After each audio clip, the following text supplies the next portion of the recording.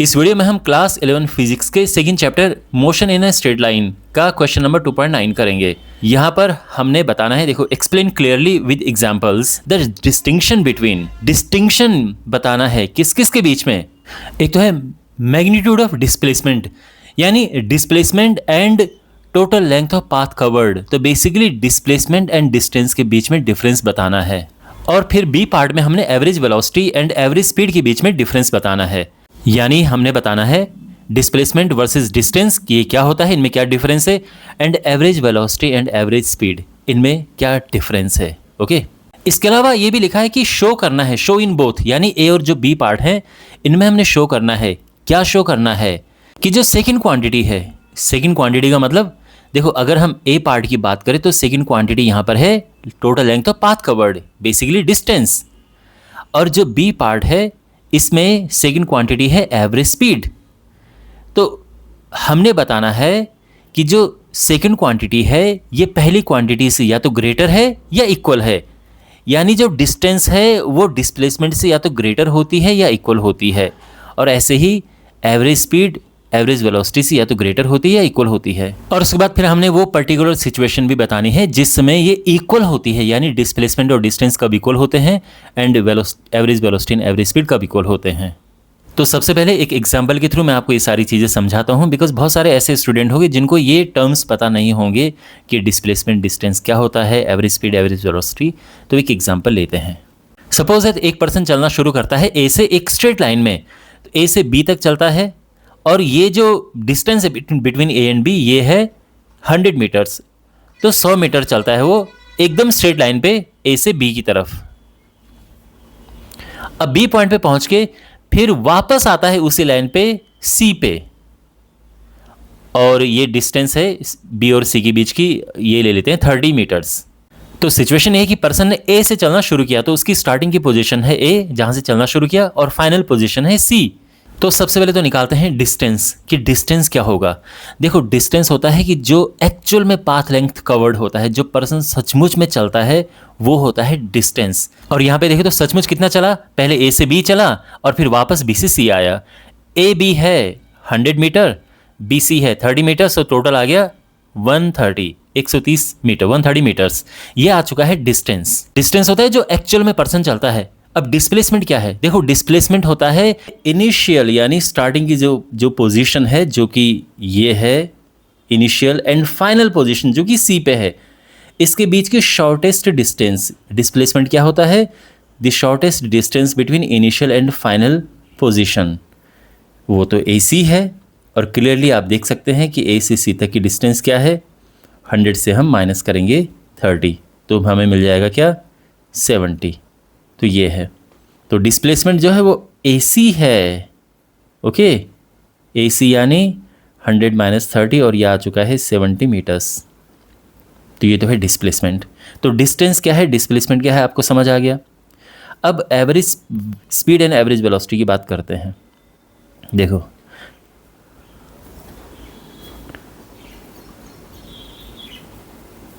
Average speed का formula होता है total distance travelled upon total time taken. तो सिंपली अगर हम कहें आसान भाषा में, डिस्टेंस अपॉन टाइम। डिस्टेंस, मान लो कि इस पूरे प्रोसेस में जो टाइम लगा, जो ये पर्सन पहले ए से बी में या बी से सी में आया, इस पूरी जर्नी में उसको लगे फॉर एग्जांपल 10 सेकेंड्स, मान लीजिए 10 सेकेंड लगे। तो एवरेज स्पीड क्या होगी, डिस्टेंस है 130, टाइम है 10 सेकेंड्स, और ये आ जाएगा डिवाइड करके 13 मीटर पर सेकेंड। एंड एवरेज वेलोसिटी,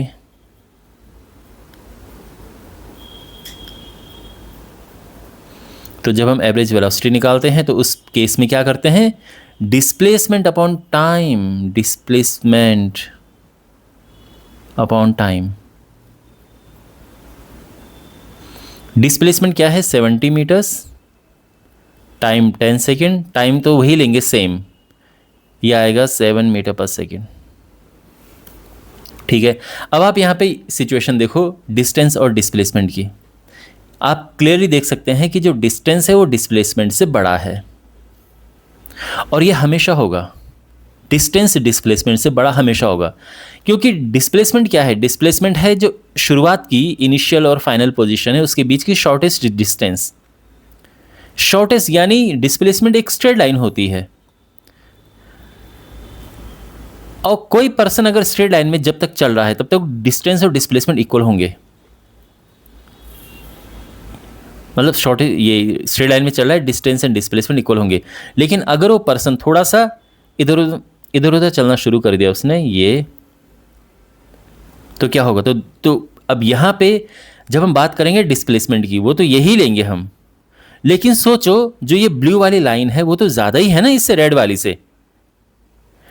तो इस केस में क्या होगा? डिस्प्लेसमेंट एंड डिस्टेंस इक्वल अलग अलग होंगे। इक्वल कब होंगे? इक्वल होंगे अगर एक ही स्ट्रेट लाइन में चल रहा है। मान लो आपने यहाँ से चलना शुरू किया और बिल्कुल स्ट्रेट लाइन में यहाँ तक गए, और ये है डिस्टेंस मान लो 50 मीटर, 50 मीटर। तो यहाँ पे डिस्टेंस 50 मीटर है और डिस्प्लेसमेंट भी 50 मीटर है, क्योंकि इसके और इसके बीच की जो शॉर्टेज डिस्टेंस है वो 50 मीटर है। तो आप आराम से कह सकते हैं कि भाई दोनों इक्वल हैं।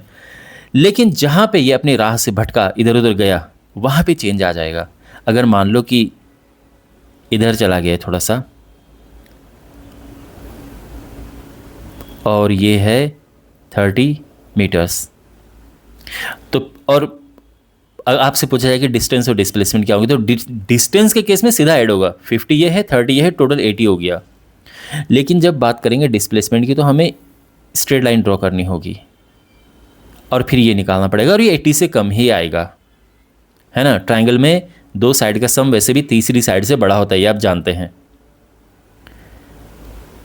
और अगर हम ओनली स्ट्रेट लाइन का हिसाब देखें तो अगर ये पर्सन सीधा जा रहा है तो डिस्टेंस डिस्प्लेसमेंट इक्वल होंगे। अगर ये वापस आ गया थोड़ा सा भी, उस केस में फिर अनइक्वल हो जाएंगे, क्योंकि डिस्टेंस तो जुड़ता जाएगा।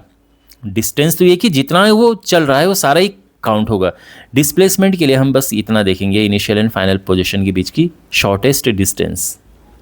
एंड बिकॉज, तो अब आप समझ गए कि why distance is always greater than और equal to the distance. Equal to मैंने समझा दिया, एक ही स्ट्रेट लाइन में हो, बिल्कुल एक ही डायरेक्शन में, और अगर अपनी लाइन से भटका तो अनइक्वल हो जाता है, और हमेशा डिस्टेंस डिस्प्लेसमेंट से बड़ा होगा। एंड बिकॉज एवरेज स्पीड ही डिस्टेंस अपॉन टाइम है and average velocity displacement upon time है। अब अगर डिस्टेंस बड़ा है डिस्प्लेसमेंट से तो एवरेज स्पीड भी बड़ा होगा ना एवरेज वेलोसिटी से। ये तो सिंपल हिसाब है।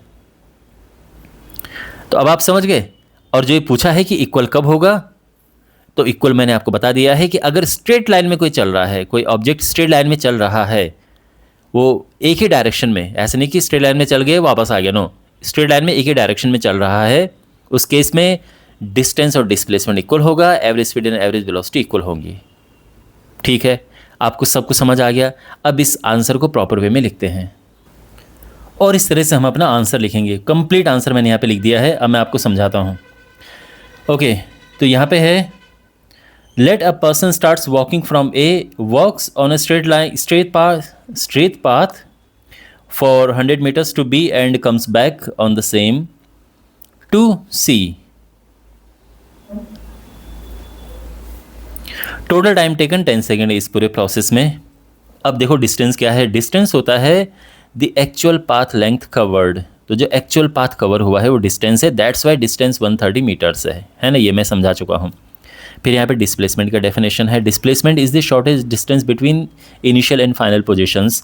तो इनिशियल एंड फाइनल पोजीशंस के बीच की डिस्टेंस है AC हो जाएगा, वो है 70 मीटर्स। ठीक है, अब हमने एवरेज स्पीड बतानी, तो एवरेज स्पीड का फॉर्मूला है distance upon time, distance travelled upon time taken, है ना, ये है।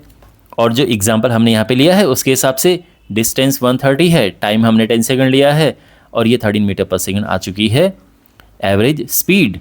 एवरेज वेलोसिटी का फॉर्मूला यहाँ पे लिख दिया है।